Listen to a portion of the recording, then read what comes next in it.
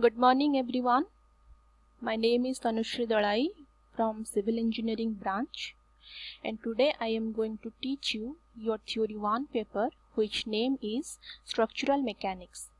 In last class we discussed about your chapter 1, in which we discussed a basic principle of the structural mechanics and the basic concept about the structural mechanics, and we also discussed about force, moment, free body diagram, equation of equilibrium, and numericals regarding the center of the gravity and moment of inertia.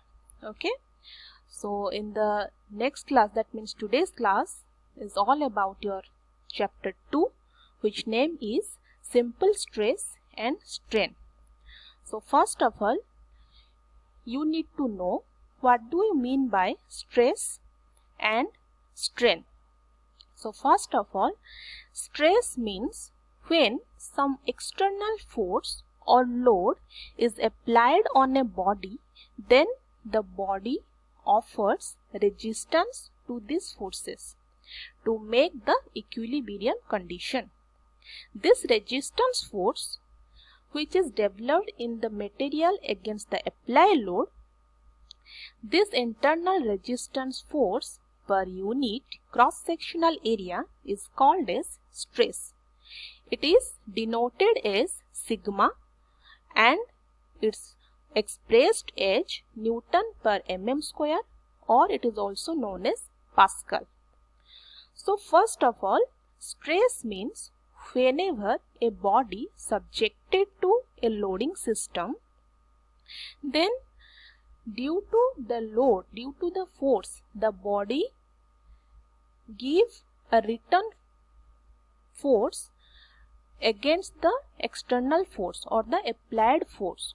So to make it equilibrium condition, the body give a return force towards the applied force, and that resisting force of the body per unit cross-sectional area, that means the area of the body, is known as your stress, okay, which is your mathematically represented as sigma equal to P by A, where P is your force, that means resisting internal force, and A is your area.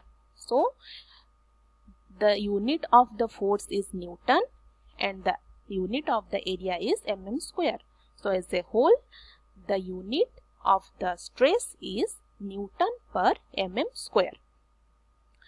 So your types of stresses are there. So there are three types of stresses. One is tensile stress, second one is compressive stress, and third one is shear stress.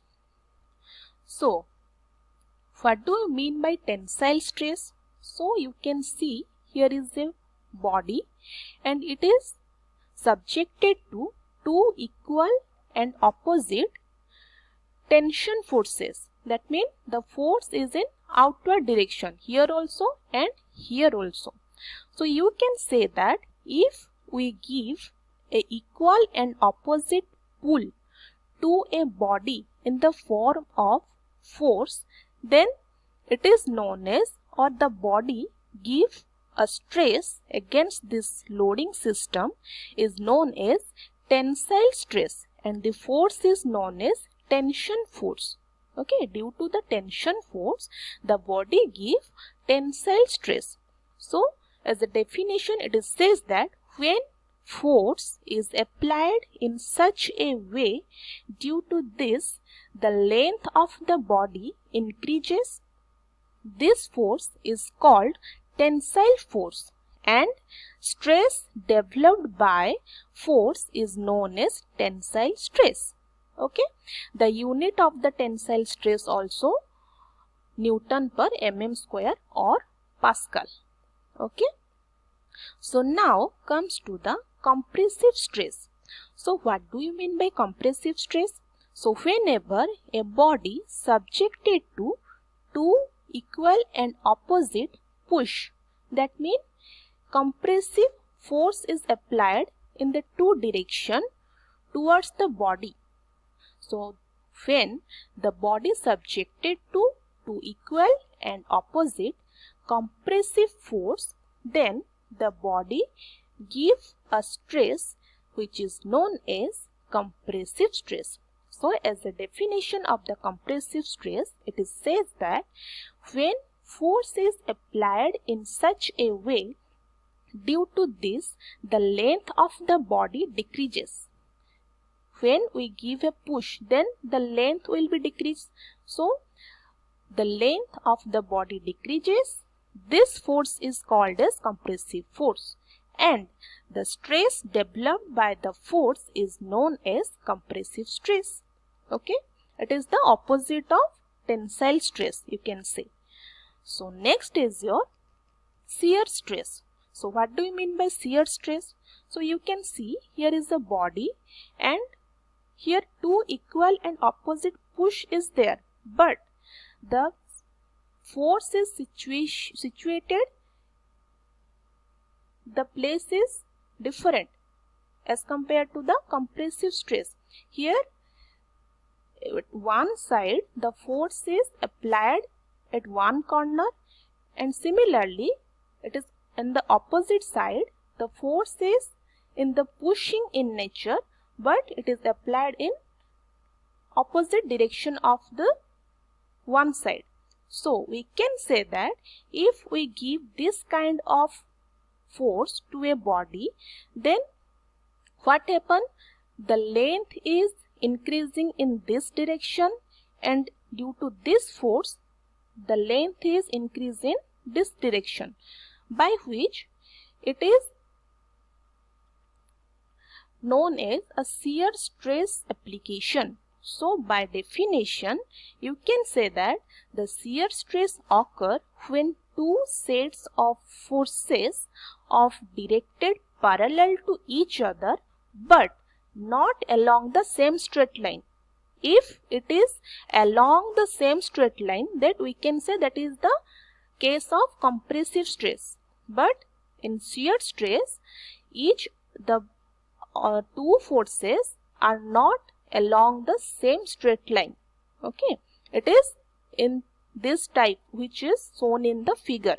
So a shear stress tends to resist the sliding of one portion of a body over another. So this type of situation or this type of case, you can say that it is a case of shear stress. Okay, so now come to the strain part. So what do you mean by strain? Strain is nothing, it is the ratio of change in dimension to the original dimension. So whenever a body subjected to a loading system or subjected to a force, then the body tends to some deformation and tends to some deflection. That means some changes will be there in the body. So the amount of changes divided by the original dimension is known as your strain. So by definition, after applying load on body, the body gets deformed. Yes, the body is deformed. This deformation is measured in terms of a dimensionless quantity, because change in dimension also a single unit like your centimeter or millimeter. Okay, then original dimension also a single unit like your centimeter or millimeter. So if we take the ratio, that means centimeter by centimeter, so the strain has no units, it is a unitless quantity. So the strain is denoted by epsilon. Okay, and epsilon equal to change in dimension divided by original dimension. If you provide a load along the length, then the change in length is there, then what is the amount of strain? Then the strain equal to change in length divided by original length. Okay, today this much. In the next class we will discuss from this strain part. Okay, thank you so much.